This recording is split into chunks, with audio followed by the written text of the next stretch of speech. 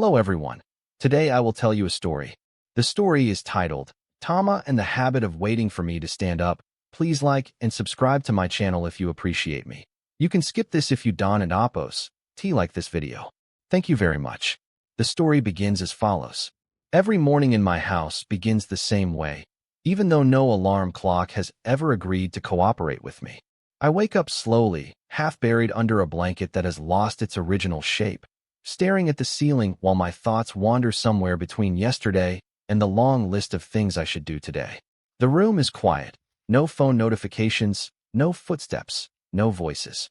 Just stillness. And somewhere near the foot of the bed, Tama is awake. Tama is my dog, but calling him just a dog would feel wildly inaccurate. He is small, soft, and slightly round in a way that suggests he has never missed a meal or an opportunity to beg for one. His ears tilt forward when he is curious, droop dramatically when he is disappointed, and somehow manage to express judgment when I stay in bed too long. What makes Tama special is not something loud or obvious. He doesn't bark excessively, doesn't demand attention with chaos, and doesn't jump on guests the moment they enter the house. Tama's most remarkable trait is a habit so subtle that most people would miss it completely. He waits for me to stand up. Not when I wake up. Not when I open my eyes. Not even when I sit up and stretch like a confused human trying to remember how bones work. Tama does not move then. He remains exactly where he is, watching me with eyes that are alert but calm, patient but focused. Only when my feet touch the floor, only when my body makes the clear decision to rise, does Tama move. The moment I stand, he stands too, smoothly, quietly, as if he has been waiting for permission, though I never gave any. At first, I didn't notice. It felt normal, like background music you don't realize is playing until it stops. But one morning, when I sat up and stayed there longer than usual, scrolling aimlessly on my phone, I realized Tama hadn't budged. He didn't sigh. He didn't stretch. He didn't wander off in search of breakfast. He just waited. So I tested it. I stood up suddenly. Tama stood instantly. I sat back down. Tama froze, halfway between action and confusion. That was the moment I understood. Tama wasn't following my movements. He was reading my intention, and somehow, that made the room feel warmer. As days passed, Tama's habit became impossible to ignore. It followed me through my daily routines like a quiet promise he kept renewing without asking for credit.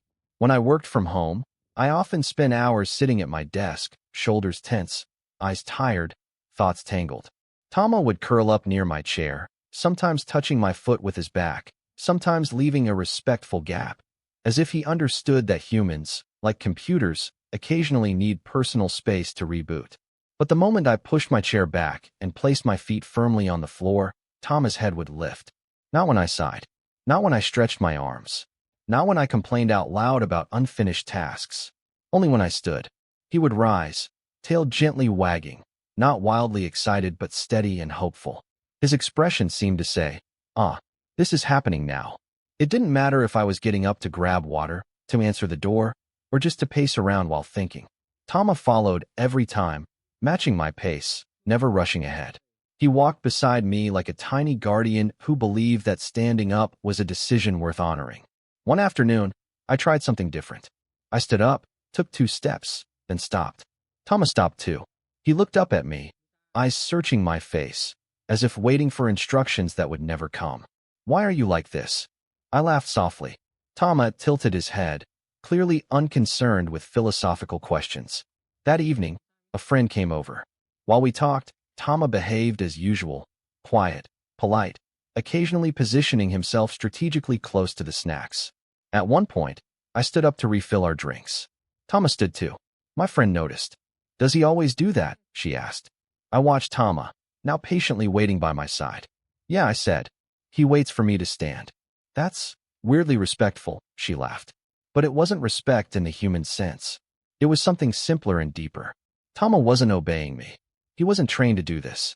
No treats had ever rewarded this behavior. He simply decided, somewhere in his small, thoughtful dog brain, that my standing up mattered. In a world that moves too fast, Tama had chosen to move only when it counted. And without realizing it, I began to move more carefully too. Tama's habit of waiting for me to stand up may seem small, almost insignificant, but over time it quietly changed the way I see my daily life. In a world where humans rush from one task to another, rarely noticing the moments in between, Tama taught me the value of intention.